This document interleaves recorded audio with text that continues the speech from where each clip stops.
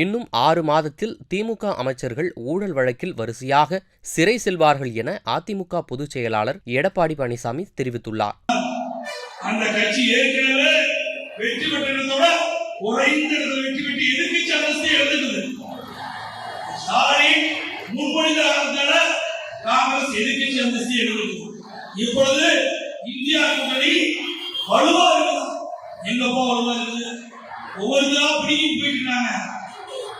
India கூட்டணி ஆட்சிக்கு வருமா? ஒருபோதும் இந்தியா கூட்டணி ஆட்சிக்கு இருக்க வாய்ப்பே கிடையாது. ஏன்னா இந்தியா கூட்டணி ஆட்சிக்கு வந்தா வள்ளியடிக்க முடியும். திமுக வெற்றி பெறுவது வெற்றி பெற முடியாது. ஆனவருடைய கற்பனை வெற்றி பெறுவதா நல்லா இலாக்காவணிக்கு கொள்ளையடிக்கலாம் மத்தியில அப்படின்னு திட்டப்பட்டுதான் இந்தியா கூட்டணி எப்பொழுது பார்த்தாலும் பேசிக்கிட்டு இருக்கின்றார்.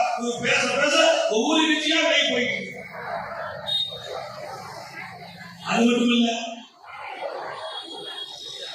மத்தியில ஆட்சி இருக்கும்போது 12 காலம் மத்தியில் ஆட்சி அதிகாரத்தில் தான் திமுக. அப்ப 2G ஸ்பெக்ட்ரம் ஊழல் 1,73,000 கோடி ஊழல் செய்தார். காங்கிரஸ் தலைமையில் இருந்த அரசாங்கத்தில் அப்பொழுது மத்திய அமைச்சராக இருந்த திரு ராசா அவர்கள் தகவல் தொழில்நுட்பத்துறை அமைச்சராக இருக்கிற போது 1,74,000 கோடி கொள்ளையடிச்சாங்க. விஞ்ஞான முறையில் கொள்ளையடிச்சிருக்காங்க. இந்த கேஸ் நடந்துட்டு இருக்குது. அப்ப வரும்போது பல பேர் சிறைக்கு போகின்ற சூழ்நிலை இருக்கும். இன்னைக்கு விடியா திமுக அரசு அவர்களும் திமுக ஆட்சியில் அமைச்சராக இருந்த பொழுது அம்மா இருக்கிற வழக்கு தொடர்ந்து அந்த வழக்கு முடிவு பெற்று இன்றைக்கு அமைச்சருக்கு சிறை தண்டனை கிடைச்சிருக்கிறது. உச்சநீதிமன்ற நாடினார். இன்னும் பல அமைச்சர்கள் சிறைக்கு போக இருக்கிறாங்க. பல அமைச்சர்கள் வழக்கு இருக்குது, நீதிமன்றத்தில் நடந்துட்டு இருக்குது.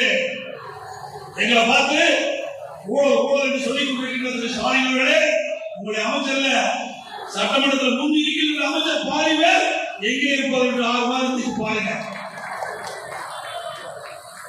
அதோட அண்ணா திமுக பல கட்சிக்கு போன ஒரு அமைச்சர் 5 கட்சிக்கு போயிருக்காரு. இப்போ ஜெயில் இருக்க யார் உங்களுக்கு தெரியும்? ஒரு பாட்டில் 10 ரூபா வாங்கின அமைச்சர். ஒரு பாட்டில் 10 ரூபா. ஒரு நாளைக்கு 1 கோடி பாட்டில் இருக்குது. அப்படின்னா ஒரு நாளைக்கு 10 கோடி வருது. இவ்வளவு மாசம் 300 கோடி, வருஷம் 3,600 கோடி கொள்ளையடிச்ச அமைச்சர் இருக்க வேண்டிய இடத்துல இருக்கிறார். இப்படிதான் இப்ப இருக்கிற அமைச்சர்கள்லாம் விரைவில் எங்கே போவாங்க போவாங்க. அதே போல செய்திகளை உள்ளது உள்ளபடி தெரிந்து கொள்ள ரெஃப்ளெக்ட் நியூஸை சப்ஸ்கிரைப் பண்ணுங்க.